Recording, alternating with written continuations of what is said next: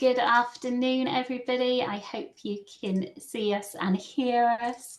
Thank you for joining us and giving up some of your lunchtime. For those of you who don't know me, I'm Laura Whitcomb.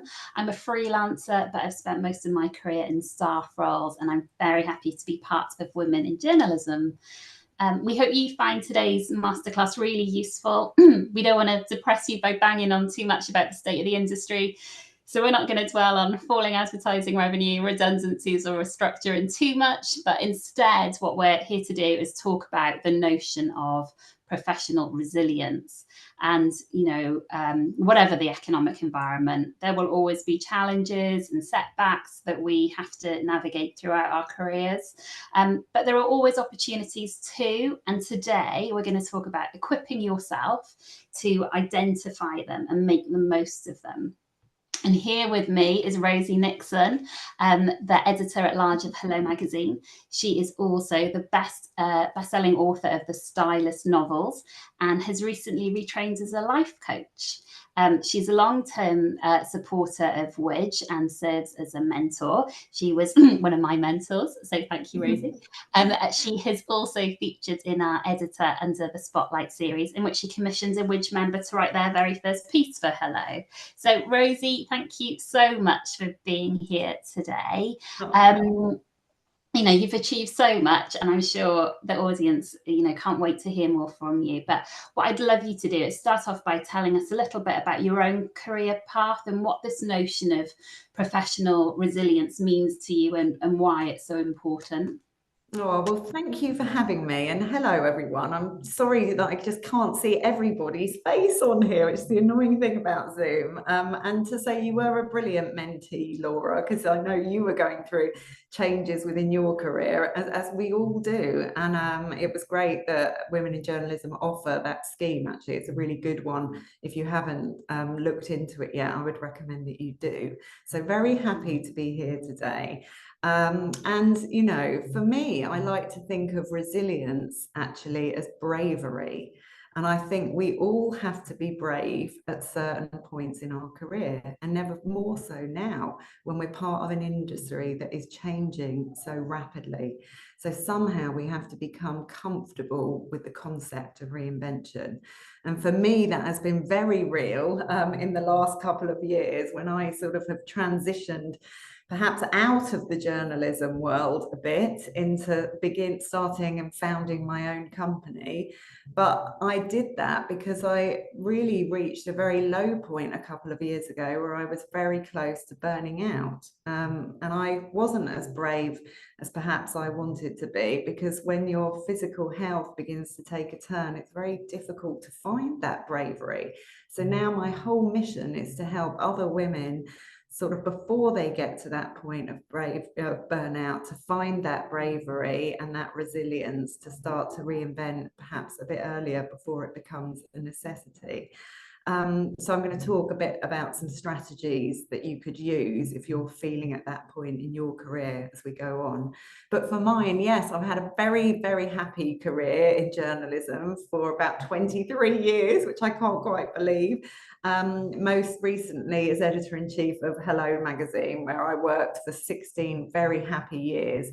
And I now enjoy my continuing relationship with the brand as editor-at-large. I host a podcast for Hello and for Marks and Spencer's about women in leadership. It's called Shake the Table. If you haven't found it yet, maybe you would find it interesting, because we talk about stories of bravery within business with lots of female founders as part of that series. And I am in the process of launching my own business, which is called Rosie's Reinvention Retreats, after pivoting from journalism into life coaching. Going back to studying later in life, in my late 40s, has been a really eye-opening and empowering experience for me. Being a wordsmith, I love the power of vocabulary and have always enjoyed the coaching mindset and coaching vocabulary. So it felt to me like a natural next pathway. So hopefully I can bring some of that to you today. But I do understand, we are living in a fast and stressful world. But sometimes those low points, and actually now I look back on my burnout moment as actually a bit of a breakthrough, because it led to where I am now, which is probably one of the happiest points in my career in a very long time. So those moments can be the making of us. So I'd like to think positively about the idea of resilience as we go through this webinar. So it's really interesting to hear about how you go from maybe feeling like you're burnt out to having that realization of something's got to change. You've got to do something differently, and whether that's staying within your role or changing it slightly or more drastically. Talk us through a little bit about that process. How did you start to reevaluate? Did you set goals as part of that? And I suppose, how do you think about your purpose professionally? How do you bring those things together to work out how to move forward? Well, that's it. And our purpose and our values, which are the core sort of motivators in life, so the things that really drive us, and those change throughout our careers and throughout our lives. So my values now are different to what they were sort of 23 years ago when I started off as a journalist. And the sort of trajectory of striving, again, changes through the course of our working lives. I don't want to strive at the same level as I did sort of 16 years ago, and that's okay. So I think one of the key things to do is to really start to think about what success means to you. And the way that I started to go about this was through journaling. And I mean, we're all wordsmiths probably on this call, with backgrounds in journalism, wherever you are in your journalism journey, or what aspect of journalism you work on. Journaling is such a powerful tool for us. So I started to journal actually in the notes section on my phone. You don't have to have a big sort of tome that you write in with a quill pen every time you go to bed. So I started journaling on my phone about what success meant to me. So you can ask yourself a number of questions around that. And sometimes it's easier to start off with what success doesn't mean. And what were the things that were making my health feel that it was suffering, that were making me unhappy in my working life, the things that I felt that I was ready to shed at this stage of my career. And then also a second column of what are the things that really set me on fire, that make me feel really excited. And think about your life as a whole. I think, I am a believer that we bring our whole selves into the workplace. And the fact that I'm a mother and the fact that I want to be fit and healthy in my late 40s are all really important to my success story. So they are included in what success means to me at this stage of my life. I want to be around more for my children. That was really important to me. I wanted more flexibility in my working life. That was really important to me. So really understanding what success means to you. And maybe you could sort of take a few minutes after this call just to start to journal a few sentences around what success means to you. And if you find it hard to sort of know where to begin, perhaps start writing in 2 columns with what sort of success doesn't mean, and then what really gets you out of bed in the morning. What are the things that make you jump for joy when you know that they're in your calendar?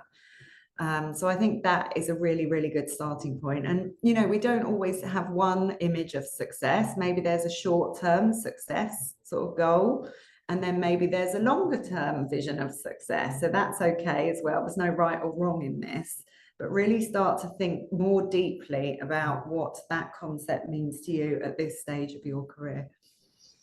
And did you find that when you'd spent some time, working out that model of success, were you then able to go back to your employer and say, I want or need to start working differently?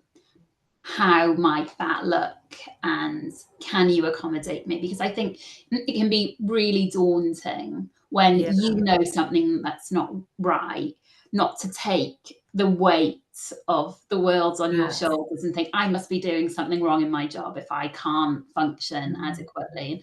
So when do you know that you can trust your employer to start having some of this conversation? And what tips would you have to go and present some of this to them in a way that they don't think, well, you must be an immediate flight risk?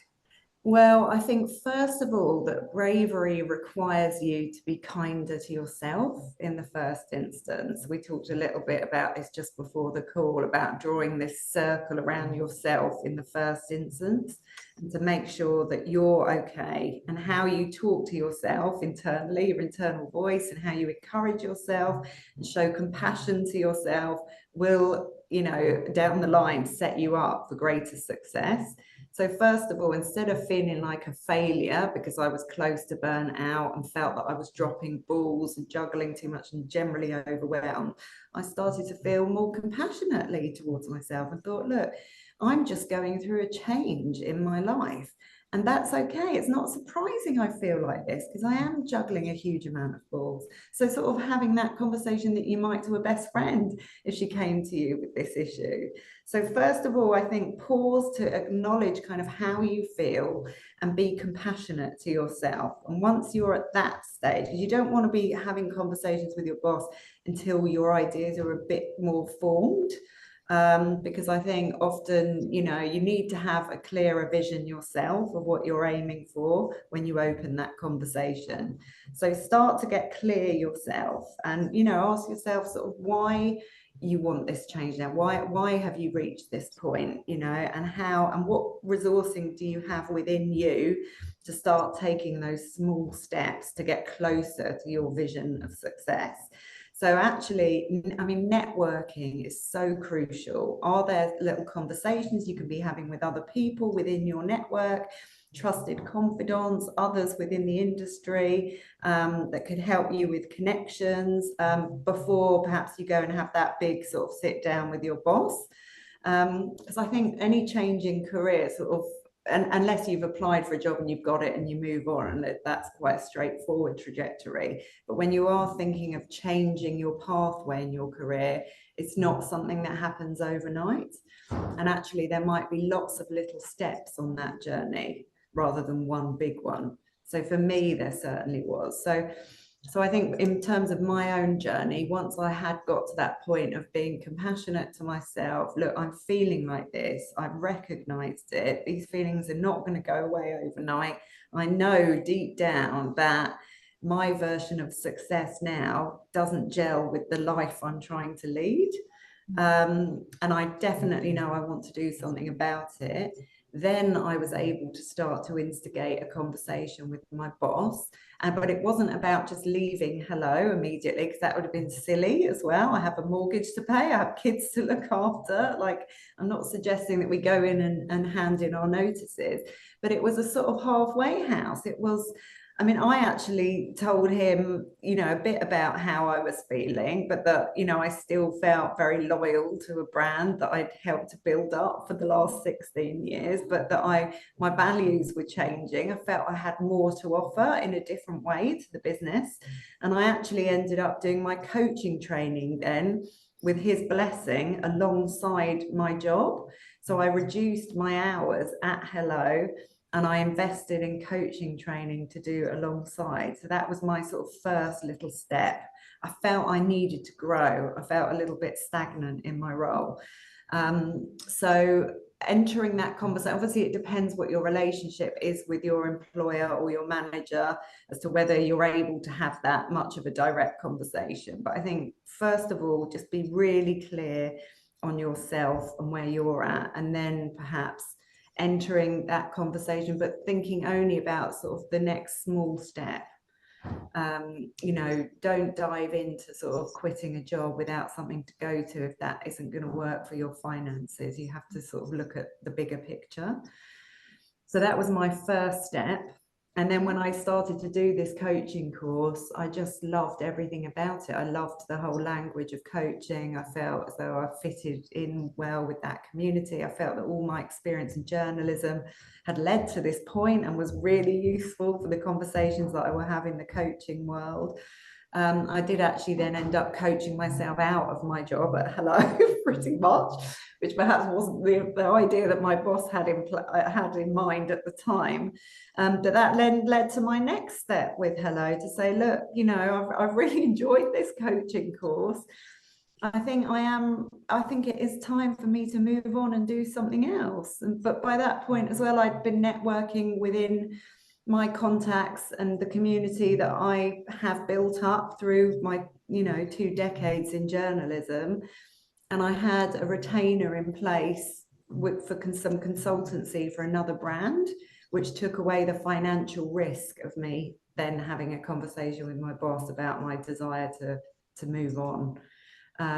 And it was hard to negotiate that situation, and it's nerve-wracking. And talked about bravery right at the beginning, and it does take that, but also it was rooted in reality by that point, because I had decided that I would only leave Hello if I had a retainer in place for X amount, which was the minimum of what I needed each month to make sure we were financially secure. And then I could do it and start to pursue my dream to become a coach on the side, because that was going to be less paid initially while I build up that side of the business. And what have you learned that you think that journalists who, maybe haven't reached quite some of the lofty heights that you have been able to, or they are yet to reach them, what is it that you can take from your experience of, having performed at that top level, being editor-in-chief, to somebody that maybe doesn't have a direct report yet, or only has one direct report, or is just trying to think about how they can jump sections or get a more high profile role or more responsibility? What is it that we can do within our careers, perhaps if we're more sort of mid-career and we're thinking, how do we take the next step? Yeah. So if you're not wanting to come out, but if you want to focus on where you are. Yeah, I think it goes back to that reflection and really like understanding what you want from your next chapter. Like really start journaling, what are the things that get you super, super excited, that you love, that when that is in your diary, you're going to jump out of bed and it's going to be a great day. And what are the things that you want to lose? And then also, how can you upskill in those areas that really excite you? Are there opportunities within your organization to spend a bit of time with another team? Can you see an area of the business that is struggling? But having been a manager of, big teams over many years, it is always the best conversation that you could have with one of your reports when they come to you and say, look, I've noticed that this side could do with a bit of work and I'm really interested in that. And I don't know if I have all the skills in that area, but I'd really like to upskill. Maybe you've even found a course that you could do. I mean, to an extent, my sort of boss actually championed me to become a coach, not perhaps realizing it was going to coach me out of my job. But you could see that this kind of was really exciting me, and that's a transferable skill, and I could use that within the business that I was working for. So I think sort of going with some really proactive ideas to your manager or the key stakeholders within the business, about how you could slightly diversify is generally going to be a positive way to approach a conversation.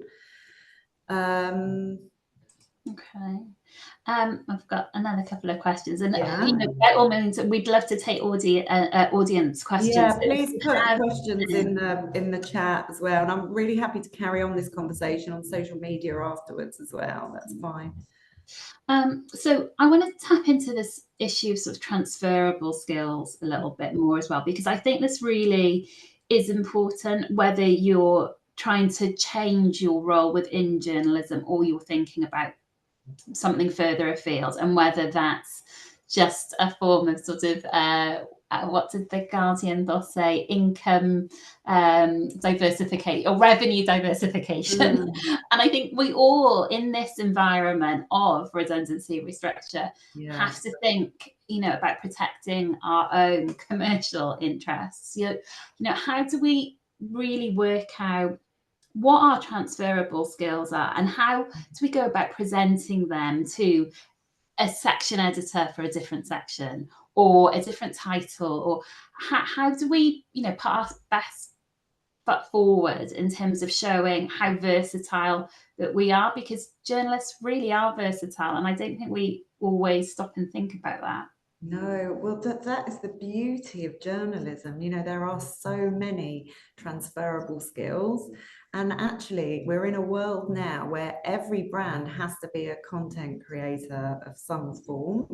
And as we've seen, with the falling advertising revenues across the media sector, that is because brands are able to reach audiences and cultivate communities of their own. They don't necessarily need a media partner in the same way.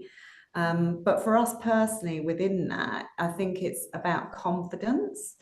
And confidence comes down to tackling those self-limiting beliefs and really sort of looking at what you need to do to overcome your areas of weakness, so that you then have the confidence to show that you've got transferable skills. So again, that comes down to being a bit braver.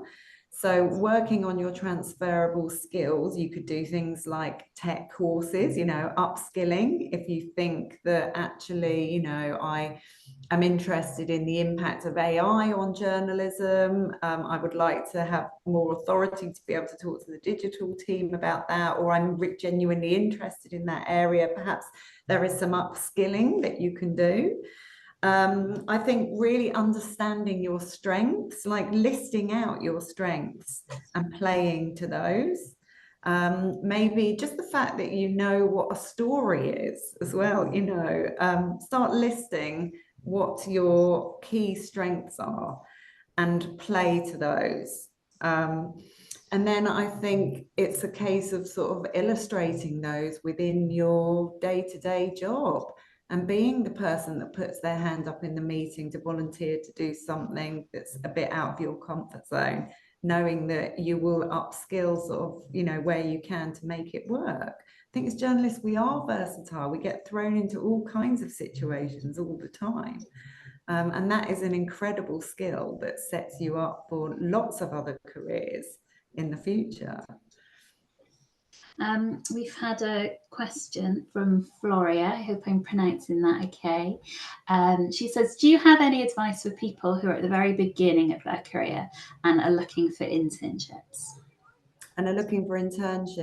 Yeah, I mean, well, I think obviously the sort of practical things is to make sure that you're on the mailing lists for, CISN and all, and those, and, women in journalism. Do you advertise that kind of thing as well, internships?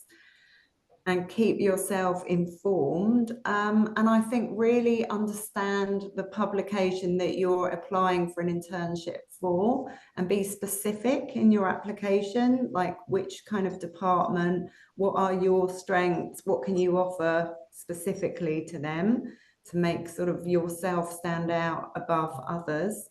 But going in, I just, that nothing can sort of replicate the meeting somebody in the flesh. And there's been many times in my career, because I did start off as the unpaid work experience in publishing.